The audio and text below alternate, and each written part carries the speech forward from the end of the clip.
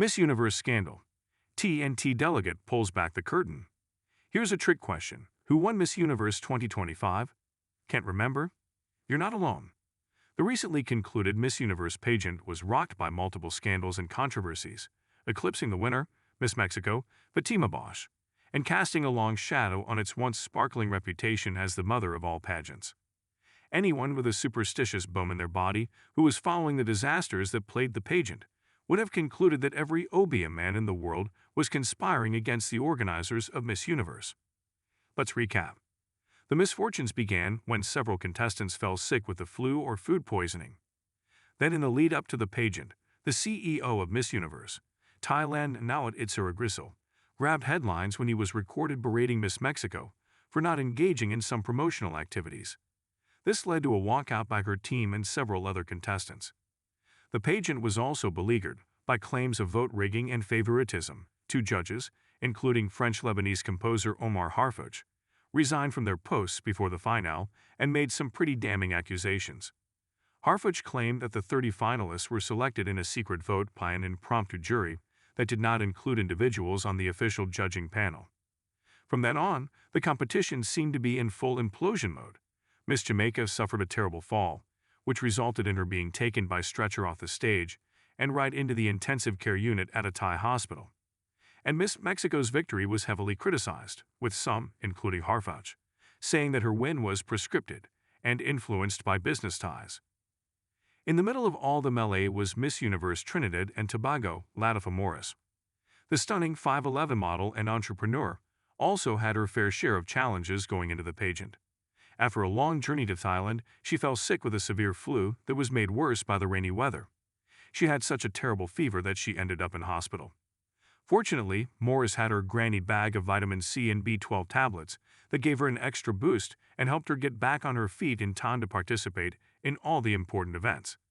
But neither the rough start nor the scandals put a damper on Morris' time in Southeast Asia. My personal experience in Thailand was amazing and incredible. In fact, it was one of the best experiences I've ever had in my life. The pageant officials received me well. They were very friendly, respectful, and took care of me when I was at the hospital, she says. Morris admits that the combination of illnesses, the flu and food poisoning, the rigorous travel itineraries and back-to-back events in one city after the next took its toll on the contestants, some of whom were still sick on the night of the pageant. She'd also explained that the controversy surrounding Miss Mexico and Itsaragrisil, the Miss Universe Thailand official, actually stemmed from an incident where members of the Miss Universe organization allegedly instructed several delegates to pose with a pillow with the logo of an online casino. However, gambling is illegal in Thailand, and police confiscated the branded pillow and filming equipment. Itsaragrisil later scolded Bosch, Miss Mexico, for working with the casino sponsor and missing out on promotional events, which led to the walkout by Miss Mexico's team and other delegates. But it was the culmination of the pageant that had most people talking. The pictures of contestants beaming as they congratulated Miss Mexico on her win was not a true reflection of the atmosphere in the audience and backstage, said Morris. When the curtains came down, we all went backstage to pack up our things before heading to our hotel, and everyone was quiet. But we could hear the boos in the audience directed at Miss Mexico's team, recalled Morris. There are so many allegations. Some of the girls said that Miss Mexico was going to sue the Miss Universe organization on that very night, so they made her the winner. But the results should be based on merit, on preparation, performance, readiness, and personality. Looking back, as someone who was part of the pageant, I thought that either Miss Philippines or Miss Ivory Coast were more deserving of winning the title. If someone wins the crown despite not performing as well as the others, it raises the question of whether being fully prepared really matters. The results also called into question whether the pageant is really as inclusive as organizers claim. Delegates whom Morris believed should have placed among the 30 finalists were left out.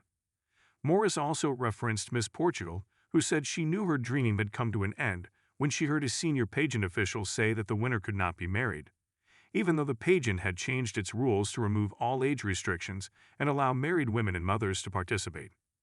Morris' past experiences with pageants and positive mindset enabled her to be present in the moment.